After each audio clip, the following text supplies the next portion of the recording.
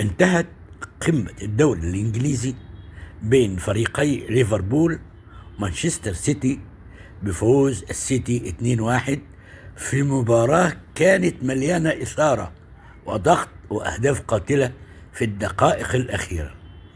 المباراة بدأت متوازنة، الشوط الأول انتهى بدون أهداف مع سيطرة نسبية لفريق مانشستر سيتي ومحاولة ضغط من ليفربول لإرباك دفاع الضيوف، لكن الكرة رفضت أن تنحاز لأي طرف في البداية. في الدقيقة 74 افتتح ليفربول التسجيل بهدف رائع من ركلة حرة مباشرة، وصلت الكرة بطريقة مذهلة إلى الشباك ومنحت الفريق الأحمر التقدم، والجمهور انفجر فرحا وسط المدرجات. لكن مانشستر سيتي لم يترك الموقف يمر. في الدقيقة 84 تمكن من تسجيل هدف التعادل بعد هجمة منظمة انتهت بتسديدة محكمة داخل منطقة الجزاء لتصبح النتيجة 1-1 وتزيد حرارة اللقاء. لكن الدراما ما انتهتش عند هذا الحد. في الوقت بدل الضايع احتسب الحكم ركلة جزاء، ضربة جزاء للسيتي بعد عرقلة داخل المنطقة، ونفذها هالاند بنجاح ليقلب النتيجة 2-1 في اللحظات الحاسمة، مما جعل المباراة واحدة من أكثر مباريات الموسم إثارة.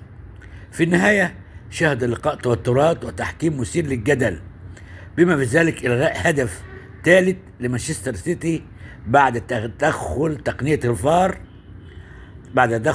الفار بسبب مخالفة، وفي بطاقة حمراء للاعب ليفربول في اللحظات الأخيرة، مما زاد من سخونة المباراة وحولها إلى دراما حقيقية على أرض الملعب.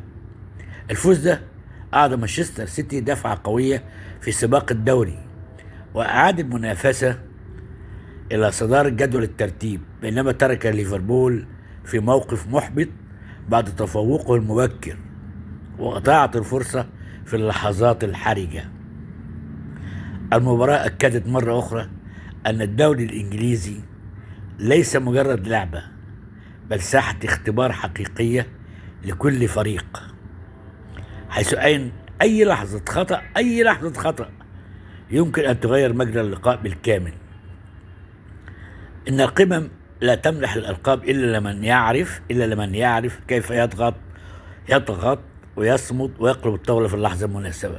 حاولت أقول لك على ماتش ليفربول ومانشستر سيتي. أنا بشكرك إن أنت استمعت إلي. كل عام وحضرتك بخير وسعادة، إن شاء الله نلتقي في فيديو قادم. تحياتي.